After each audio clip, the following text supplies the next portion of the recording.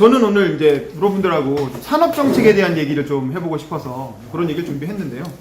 동학이랑은 자주 많이 얘기했던 건데, 제가 요즘 그 역대 대통령들 자서전 읽는 모임을 쭉 해오고 있거든요. 한 1년 가까이. 이승만 때부터 뭐 박정희, 뭐 이렇게 전두환, 노태우, 최근에 이명박 자서전까지 보고 있습니다. 그래서 금서인데 세상에 절대악은 없다. 읽어보면 다 배울 점이 있어요.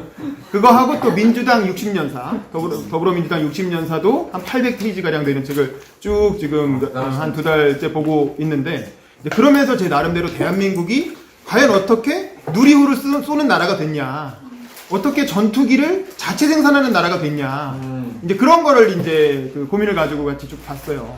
보면서 좀 제 나름대로 좀 정리한 부분 하고, 그래서 이번 대선 때 그럼 우리는 어떤 산업 정책을 얘기해야 될 것인가, 그 얘기를 좀 한번 해드리고 싶어서 정리를 좀 해봤고요. 그 우리나라는 도대체 어떻게 성공했을까, 그 산업 전략을 한번 보면 사실은 잘들 인식을 못할 수 있는데, 이승만 정부가 의외로 엄청 중요했어요. 이승만 정부는 흔히 경제를 망친 정부라고 생각을 하잖아요. 외교는 천재, 경제는 병신, 뭐 이렇게 하는데, 외교는 귀신, 경제는 병신. 근데 이제 꼭 그렇게만 보기도 어려운 게, 이승만 정부는 농지개혁을 한 정부예요. 6.25 직전에 농지개혁을 하지 않았으면 우리 공산화됐습니다. 그리고 농지개혁은 그 당시에는 효과가 안 나타났지만, 농지개혁은 50년짜리 정책이었던 거예요. 효과가 나타나는 게. 전 세계적으로 봤을 때 남미나 필리핀하고 한국, 동북아 국가들, 대만, 일본, 이렇게 경제가 성장한 4마리 용과 경제가 성장하지 못한 나머지 식민지 출신 국가들의 결정적인 차이점은 농지개혁을 했느냐 안 했느냐였어요. 우리는 농지개혁을 했기 때문에 평등한 나라로 시작됐고, 그래서 자녀를 대학 보낼 수 있었던 거예요. 자식을 공부시켜서 대학을 보낼 수 있는 경제적 기반이 농지개혁에서부터 시작됐던 거죠. 일제시대는 다 소작농이었거든요. 소작농은 절대 자식을 대학 안 보냅니다. 그냥 농사시키죠. 근데 자영농이 됐기 때문에 자식을 대학 보낼 수 있었던 거예요. 그게 사실은 산업화에도 굉장히 큰 도움이 됐던 거죠. 그래서 사실은 그리고 농지개혁을 누가 주도했냐면, 이승만 대통령이 주도했지만, 공산주의자 출신인 죽산 조봉암이 초대 농림부 장관이 돼서 안을 짰고, 또 인촌 김성수가 민주당의 전신인 한민당에서 대한민국 최고의 지주였음에도 불구하고 농지개혁에 찬성해요. 그래서 지주가 자기의 어떤 경제적 기반을 거스르면서까지 농지개혁에 합의해 준 겁니다. 그래서 사실은 농지개혁이라고 하는 게 대한민국의 좀 건전한 출발선을 만들어줬다. 굉장히 중요한 포인트고요. 그런데 그것만 했다고 된 건 아니고, 그 다음에 이제 박정희 정부의 공이 굉장히 크죠. 사실은 농업국가를 제조업 위주의 공업국가로 바꾼 거예요. 우리나라는 5,000년간 농업국가였거든요. 사실은 5,000년간 저는 이번에 저희 이동학 최고랑 같이 우크라이나 갔잖아요. 우크라이나에서 왜 아직도 한가인이 밥 메고 김태희가 그리어카 끄느냐, 농업국가라서 그래요. 우크라이나는 지금까지도 농업이 주력 국가예요. 근데 우리나라는 박정희 정부 때 공업국가로 산업구조 전환을 한 거죠. 이건 굉장히 중요한 공이었고, 또 하나는 남미나 동남아와는 다르게 우리는 내수산업 위주의 발전이 아니라 수출산업 위주의 발전을 했다는 거죠. 이걸 이제 수입대체 산업화냐, 수출주도형 공업화냐, 이런 표현을 쓰잖아요. 우리는 수출 주도형 산업화를 했기 때문에 사실 또 하나 성공할 수 있었고, 여기에 더해서 한미일 무역구조에 적극적으로 편입돼 들어간 거죠. 이건 이제 냉전 시대에 만들어진 무역구조를 잘 활용을 한 거죠. 이런 것들은 다 박정희 정부의 공입니다. 그 다음에 또 중화공업화 추진한 것도 굉장히 중요한데, 왜냐면 60년대에는 경공업이 주였어요. 60년대는 뭐냐면 여공들의 시대였어요. 여공들의 시대. 우리 전태일 그 평화시장에 나오는 여공들이 중심이 돼서 이룩한 산업화였고, 그때 우리나라의 주력 산업은 알다시피 가발, 신발, 그리고 그다음에 이제 이런 의류, 이런 거였던 거죠. 근데 그걸 가지고는 수출 100억 달러를 달성할 수가 없었어요. 그래서 박정희 대통령이 그때 오원철 비서관한테 그렇게 물어봐요. 임자, 우리가 수출 100억 달러를 하려면 어떻게 해야 돼? 그게 뭐냐면 10억 달러일 때 물어본 거야. 10억 달러 달성했을 때. 10억 달러 달성했다고 와 잘했다고 엄청 좋아할 때 100억 달러 달성하려면 어떻게 해야 돼? 이렇게 물어본 거야. 그래가지고 하려면 우리 구성을 바꿔야 됩니다. 중화공업화를 해야 됩니다. 라고 얘기를 하는데, 그걸 청와대 참모들도 다 반대합니다. 왜냐면 경공업을 해가지고 겨우 궤도에 올라왔는데 갑자기 우리가 갑자기 배를 만들고 비행기를 만들고 무슨 이렇게 자동차를 만들자고 하니까 황당한 거지. 가발 만들던 나라에서. 그러니까 다 반대해요. 근데 그걸 박정희 대통령이 사실은 밀어붙인 거예요. 그러면서 뭐라 그러냐면, 내가 지금 전쟁을 하자는 것도 아니지 않느냐. 내가 전쟁하자는 것도 아닌데 이 정도도 날 못 따라와 주느냐 라고 하면서 이제 설득을 해가지고 밀어붙입니다. 사실은 그 중화학공업화가 굉장히 많은 문제를 일으켰고 70년대 말에 그 오일 쇼크랑 겹치면서 엄청난 경제 위기를 불러왔고 그게 결국 부마 항쟁을 불러왔고 박정희 정부가 무너지게 만드는 측면이 있어요. 하지만 그럼에도 불구하고 그래서 그 당시엔 이게 외채 만국론이라고 욕을 엄청 먹었어. 하지만 그럼에도 불구하고 그 때문에 사실은 지금의 주력 산업이 그때 다 형성된 거죠. 우리는 그 덕분에 지금 먹고 살고 있는 거예요. 우리가 로켓 어떻게 쏘아 올립니까? 중화학공업 국가이기 때문에 로켓을 쏘아 올릴 수 있는 거예요. 자체 기술로. 일단 뭐 그런 부분이 있고 그 다음에 또 하나 중요한 건 이 중국의 성장에 편승했다는 거예요. 이것도 굉장히 중요한 포인트인데 우리가 노태우 정부가 북방외교 했다고 얘기하잖아요. 북방외교를 외교정책으로 생각하지만 이 북한을 고립시키기 위한 외교정책이라고 생각하지만 경제정책인 측면이 있는 거예요. 특히 그 당시에는 한소수교가 유명했지만 사실은 한중수교가 더 중요한 거였어요. 지나고 나서 보니까. 왜냐면 소련 경제는 망했지만 중국 경제는 엄청나게 성장했거든. 그래서 우리가 IMF 터졌을 때 1년 반 만에 IMF 위기를 극복할 수 있었던 이유는 중국 경제에 적극적으로 링크시켰기 때문이에요. 중국 경제가 10%씩 성장할 때 거기에 묻어가면서 한국 경제가 갑자기 확 하고 수직 상승을 하게 됩니다. 그래서 1년 반 만에 IMF 경제 위기를 극복한 건 사실은 중국의 성장이 편승하는 전략이었다. 그래서 처음에는 한미일, 미국과 일본에 편승했다면 다음에 이제 중국에 편승한 거죠. 이게 이제 우리가 성공해온 산업 전략이고 그 다음에 김대중 정부 때는 초고속 통신망을 구축해서 이른바 이제 IT 이렇게 붐을 일으켰죠. 벤처 붐. 그 다음에 노무현과 이명박 정부는 한미 FTA를 체결해서 경제 영토를 넓혔다는 거죠. 이게 사실은 우리나라가 지금까지 성공해온 산업 전략을 그 정권별로 쭉 정리를 해보면 대략 이런 겁니다. 아니, 정치를 잘하는 박정희 정부는 뺐네요.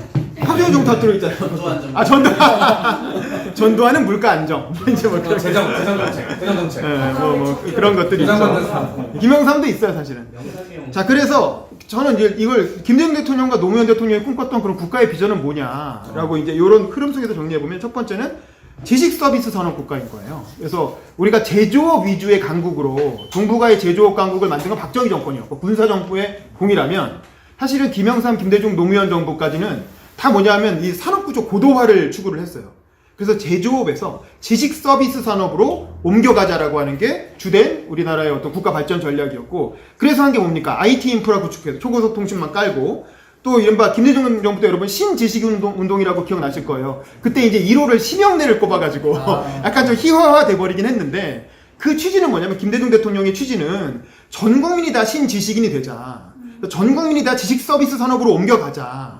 왜냐면 우리가 제조업에 머물러 있을 수 없으니까. 왜냐면 중국이 쫓아오잖아요. 제조업은 어차피 규모의 경제이기 때문에 기술 수준이 같아지는 순간 무조건 중국한테 다 먹히게 돼 있거든. 그러니까 우리는 중국보다 다음 단계의 산업으로 고도화시키자고 했던 거고 그래서 사실은 이제 와서 다시 대학 다시 갈 수는 없으니까 이른바 이제 대학 안 나온 심영래 같은 사람도 이렇게 할 수 있다. 라는 모델을 보여주면서 그 문턱을 좀 낮추려고 했던 거죠. 그래서 신지식인 운동을 벌였던 거고 그리고 노무현 정부 때 동북아 금융 화보론이라는 거 얘기했던 거 다 기억하실 거예요. 그런 게 이제 뭔가 지식 서비스 산업으로 우리나라를 좀 더 고도화시키자라고 하는 산업 전략이었던 거고 이게 이제 좀 더 자세히 나타난 게 이른바 선진 통상국가론인 거죠. 한미 FTA를 통해서 더 FTA를 많이 맺음으로써 통상국가로서의 강점을 선점하자라는 전략이었던 거고 그 다음에 복지 부분에서는 사회투자국가 그게 이제 나타난 게 비전 2030이라는 구상으로 나타났던 거죠. 사회투자국가는 아시겠죠? 이건 복지국가를 대체하는 전략입니다. 복지국가는 요람에서 무덤까지라고 해서 그냥 국가가 다 그냥 먹고 사는 거 책임지자라는 발상이었다면 사회투자국가는 현실적으로 그게 불가능하니 사회투자, 그러니까 국민에게 투자하는 국가를 만들자는 거지. 그러니까 예를 들면 똑같은 돈을 써도 아동들한테 쓰면 유아기에 쓰면 같은 예산 대비 효과가 노인한테 쓰는 것보다 훨씬 낫다는 거죠. 왜냐면 그 애가 인생이 바뀌니까. 그래서 이제 사회투자국가론을 하기 위한 어떤 재정 편성을 어떻게 될 것인가를 2030년까지 내다보고 쭉 짰던 게 비전 2030이었던 거죠. 뭐 이런 것들이 이제 이른바 민주당 정부의 이제 국가 비전이었다고 할 수 있고 그럼 이런 나라를 만들려면 어떻게 해야 되느냐? 기본적으로 이제 부문별 개혁이 필요하다. 근데 저는 이걸 일종의 신사대 부문 개혁, 우리 김대중 정부 때 4대 부문 개혁 했잖아요. 그것처럼 얘기를 한다면 일단 교육 개혁이 필요한 거고 암기에서 창의성 위주로. 노동 개혁이 필요하죠. 이건 안정 유연성. 요즘 김동현 씨가 이런 표현을 많이 쓰던데 유연 안정성이라고 유럽에서 많이 얘기하잖아요. 근데 안정에 좀 더 초점을 둬서 안정 유연성 모델로 가자. 그다음에 이제 금융 개혁. 금융 개혁은 뭐냐면 은행 수를 더 늘려야 된다는 거예요. 우리나라 은행은 여러분 ATM기 가면 판때기 하나에 한 20개 정도 다 나오잖아요.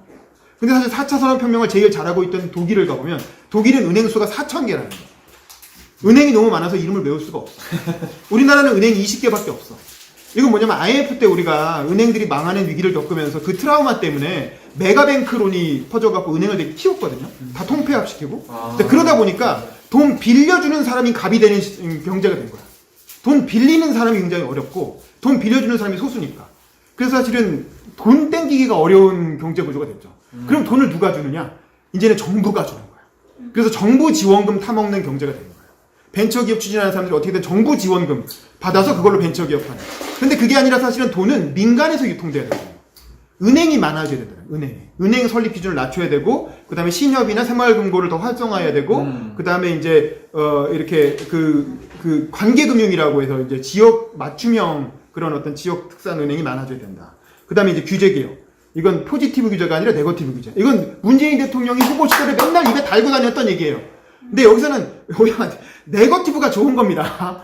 포지티브가 좋은 게 아니고 규제에서는 네거티브 규제가 좋은 거예요. 포지티브 규제는 되는 것만 적어놓은 거고 네거티브 규제는 안 되는 것만 적어놓고 나머지는 다 허용해 주는 거잖아요. 네.